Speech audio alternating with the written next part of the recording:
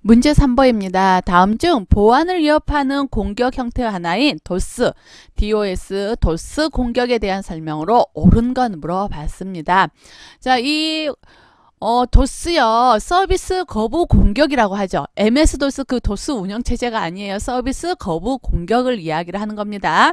자, DOS 공격의 의미를 물어봤어요. 1번부터 볼게요. 특정한 시스템에서 보안이 제거되어 있는 통로, 이거 뭔가요? 백도어를 말하는 거죠. 우리가 보통 말할 때 뒷문이라고도 하고요. 전문용어로 개구멍이라고도 표현을 하는 거 있잖아요. 백도어. 특정한 시스템에서 보안이 제거되어 있는 통로예요. 이것은 이 백도어는요. 사실은 정상적인 것 중에 하나예요. 정상적인 거예요. 왜냐면 이 시스템 관리자 있잖아요. 시스템 관리자라던가 뭐 프로그래머들이 자기네들 이 시스템을 나중에 AS 한다고 해야 될까요? 시스템을 유지 보수해야 될 일이 있잖아요. 이 유지 보수를 하기 때 좀 더 편리하게 접근하려고 일부러 보안이 제거되어 있는 통로를 마련을 해 놓습니다. 뒷문을 하나 만들어 놔요. 그러는데 정상적인데 왜 이게 보안을 위협하는 공격 형태가 돼버리냐? 보안이 제거되어 있잖아요. 그러니까 이게 정상적인 관리자 있죠? 사용자? 이 사람들이 아니라 범죄자들이 요 통로를 알게 된다라고 하면 어때요? 이제 그때는 신난다, 놀이터다 이게 돼버리는 거겠죠. 그렇죠? 그래서 이것도 하나의 문제가 된다라고 볼 수가 있어요.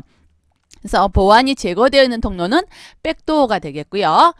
2번 시스템의 불법적인 행위를 수행하기 위해서 다른 프로그램으로 위장합니다. 다른 프로그램으로 위장하여 특정 프로그램을 침투시키는 행위예요. 이거를 트로이 목마 바이러스라고 합니다. 우리 그 그리스 로마 신화에 나오면 트로이 목마에 대해서 나오잖아요. 그쵸? 그거랑 똑같다라고 해서 이름을 트로이 목마라고 지었어요. 트로이 목마 바이러스고요.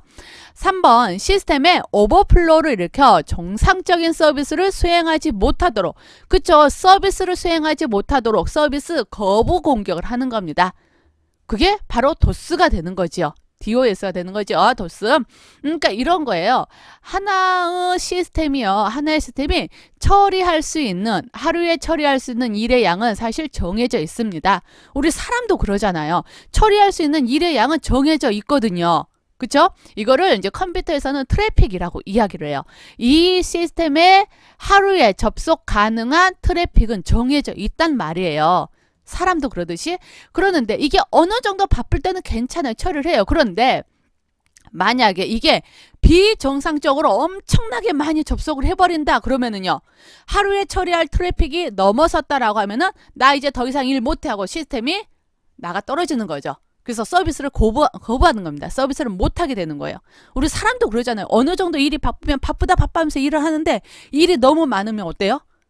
그때는 나 일 못해 하고 그냥 누워버리는 거잖아요. 그쵸? 그거하고 똑같은 거예요.